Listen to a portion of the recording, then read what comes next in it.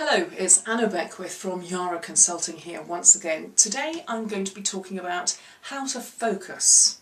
Now, we all live incredibly fast-paced lives, we multitask all the time, and no small thanks to these babies, we can find that we do several things at once. I can be talking to a colleague on the landline on my phone and simultaneously being texting somebody else on my mobile. I can be answering an email, updating my Facebook status on my PC, and so forth. Hugely useful to be able to juggle so many different pieces of information all at once.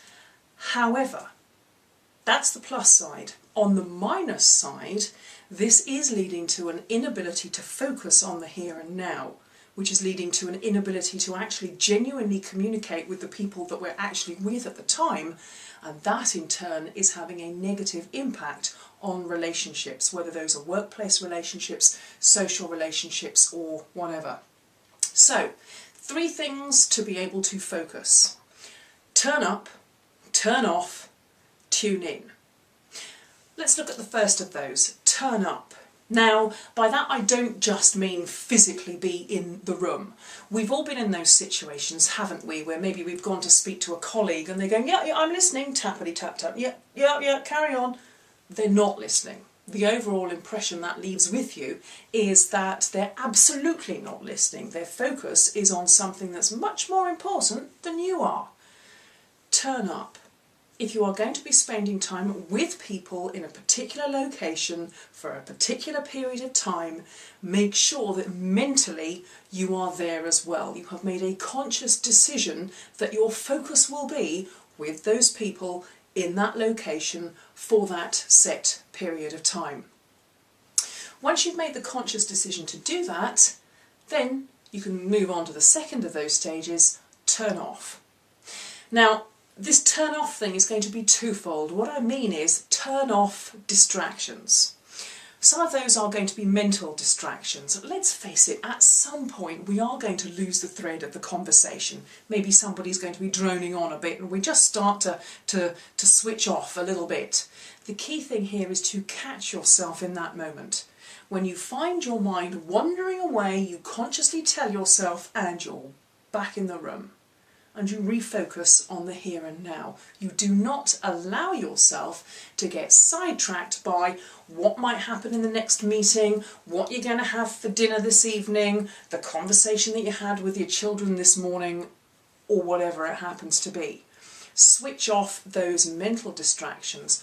Also, turn it off. Turn off the physical distractions as well. If you're sitting next to a PC screen and somebody is talking to you, turn your back on it.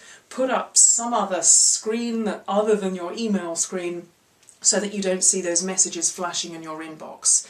Here's the thing, is the world actually going to stop if you don't answer that text or email as soon as it comes in? Probably not. Probably not. Turn it off. Again, what does that say to the people that you're with? Imagine you go into a meeting, you're fumbling with your phone and you say, excuse me, I just want to turn this off so I can focus on the meeting here. Immediately it's sending a positive message to the people you're actually with saying, I am focused on you. Our time together is valuable. I am not going to be distracted by whatever else is going on outside. That I will place to one side. So, turn up, turn off. The third thing is tune in. Once you've done the other two, this becomes easier. Really tune in to the people that you are with. Really listen to them. Listen between the lines, listen for patterns and themes. Listen for things that you didn't already know about them or about the scenarios that they're talking about. Ask the incisive question. Here's the thing. What's the impact of not doing that, of not tuning in to the situation that and the people that you're with?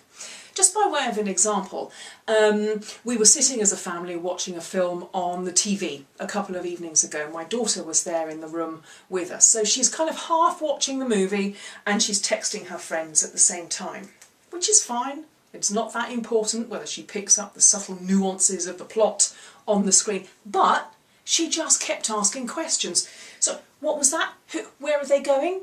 What did he just say? Like, if you were watching, you'd know. But you don't, because your mind is half there and half on the messages that you're sending to your friends in the next town or wherever. You are missing a lot if you don't tune in to the people that you're actually with. And here's the thing. If you are able to really focus on those people and really listen and concentrate on gathering as much information as possible from them in that exchange, two things will happen. One is they will feel valued because they will know they're being listened to. The second thing is you will be able to have a much better quality input into that conversation because you are focused on that conversation and on that group of people. And because you do that, you will be seen as a more valuable individual because of the input that you have been able to have. So there's just three things. Make a decision, folks. The world is not going to stop if you switch your phone off for a short period of time. Learn to focus on the here and now. Learn to focus on the people that you're with. It'll improve your communications with them. It'll improve your working relationships with them. Take the challenge. Turn up, turn off, tune in.